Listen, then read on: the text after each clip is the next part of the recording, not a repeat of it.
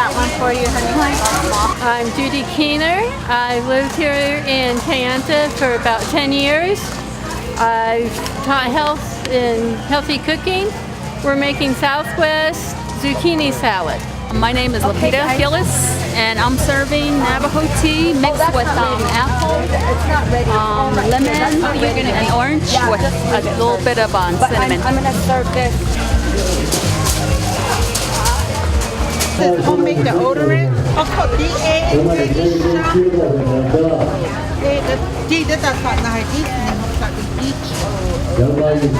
This should be done within like 3 hours. 3 hours with your meat. This rice you would use because it's a power food. It's amazing. Did you know that in the early 1900s, this is what they give to the Olympic athletes for endurance, for building muscle.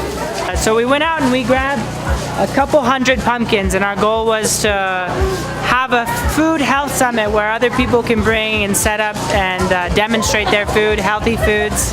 And the big draw would be having pumpkins, and then they visit a couple sites and they get free pumpkins. And so far it looks like it's a success. We've got a lot of people coming out here helping out and setting up, giving out food to different people, samples.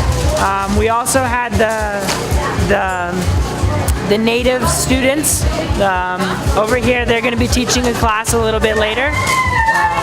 But yeah, so we got a couple trucks, we went out and we loaded some pumpkins up, and hopefully we're going to carve some pumpkins with the kids a little bit later and eat some pumpkin snacks. Oh, there we go. And we're doing lean turkey meat instead of regular ground beef, because it is healthier than regular.